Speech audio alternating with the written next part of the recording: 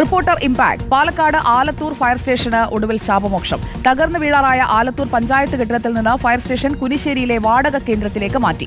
ചിതലയിൽ ഫയർഫോഴ്സിന്റെ സ്വന്തം കെട്ടിടം ഒരുങ്ങും വരെ കുനിശ്ശേരിയിൽ പ്രവർത്തിക്കും. ആലത്തൂർ ഫയർ സ്റ്റേഷനിലെ ഉദ്യോഗസ്ഥരുടെ ദുരിതം റിപ്പോർട്ടറാണ് പുറം ലോകത്തേക്ക് എത്തിച്ചത്. Iqbal Arakkal, good evening. അങ്ങനെ അവരുടെ കാര്യത്തിൽ ഒരു തീരുമാനമായി. കണ്ണൂരിലെ ദുരിതം ഇപ്പോൾ നമ്മൾ പ്രേക്ഷകരെയും അധികൃതരെയും കാണിച്ചു കൊടുക്കുകയായിരുന്നു. ആലത്തൂർ ഫയർ സ്റ്റേഷന് താൽക്കാലികമായ ഒരു ശാപമോക്ഷമായിരിക്കുന്നു. പൂർണ്ണമോക്ഷമാകണമെങ്കിൽ പുതിയ കെട്ടിടമാകണം. അതെപ്പോഴേക്കാവും? സുജയ, കഴിഞ്ഞ ഒരു വർഷമായി നിരന്തരം റിപ്പോർട്ടർ ഈ ആലത്തൂർ ഫയർ സ്റ്റേഷനുമായി ബന്ധപ്പെട്ടുള്ള വാർത്തകൾ പ്രേക്ഷകരിലേക്കും അതുപോലെ തന്നെ ഈ സർക്കാരിലേക്കും എത്തിച്ചതാണ്. കാരണം ചോർച്ചയുള്ള തകർന്നു വീഴാൻ ഉള്ള ഒരു ശേഷിയിലുള്ള കെട്ടിടത്തിലായിരുന്നു ആലത്തൂർ ഫയർ സ്റ്റേഷൻ പ്രവർത്തിച്ചിരുന്നത്.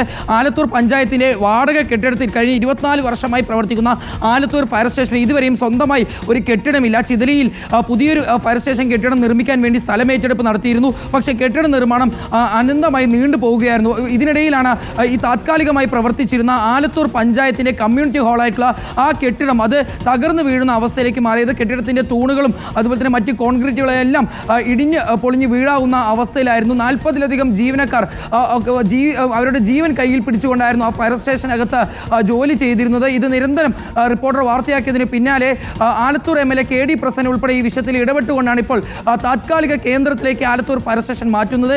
പാലക്കാട് കുനിശ്ശേരിക്കടുത്ത് കുതിരപ്പാറയിലുള്ള ഒരു പഴയ റൈസ് മില്ലിലേക്കാണ് ഇപ്പോൾ ഈ ആലത്തൂർ ഫയർ സ്റ്റേഷൻ മാറ്റുന്നത്. ഇത്തരത്തിൽ ഈ പഴയ കെട്ടിടത്തിൽ നേരത്തെ ആലത്തൂരിലെ ഈ പഞ്ചായത്ത് കെട്ടിടത്തിൽ ഈ പ്രവർത്തിക്കുന്ന സമയത്ത് ഈ കെട്ടിടത്തിന് ഫിറ്റ്നസ് പോലും ലഭിച്ചിരുന്നില്ല. LSDD എഞ്ചിനീയർ തന്നെ നേരിട്ടെത്തി ഈ കെട്ടിടം പരിശോധിച്ച് ഈ ഫയർഫോഴ്സ് സ്റ്റേഷൻ പ്രവർത്തിക്കുന്ന ഈ കെട്ടിടത്തിന് യാതൊരു കാരണവശാലും ഫിറ്റ്നസ് നൽകാൻ കഴിയില്ല എന്നുള്ള കാര്യം അറിയിക്കുകയായിരുന്നു. എല്ലാ കെട്ടിടങ്ങൾക്കും ഫിറ്റ്നസ് നൽകുന്ന ഫയർഫോഴ്സിന്റെ കെട്ടിടത്തിന് തന്നെ ഫിറ്റ്നസ് നൽകില്ല എന്ന് പറഞ്ഞുകൊണ്ട് LSDD എഞ്ചിനീയർ പറഞ്ഞു പോയതിന് പിന്നാലെയാണ് അധികാരികൾ ഈ വിഷയത്തിൽ ഇടപെട്ടുകൊണ്ട് താത്കാലിക കേന്ദ്രത്തിലേക്ക് ഫയർ സ്റ്റേഷൻ മാറ്റാനുള്ള തീരുമാനം സ്വീകരിച്ചിട്ടുള്ളത്. Thank you Iqbal Arackal. ഇതുപോലെയുള്ള ഇടപെടലുകൾ നമുക്ക്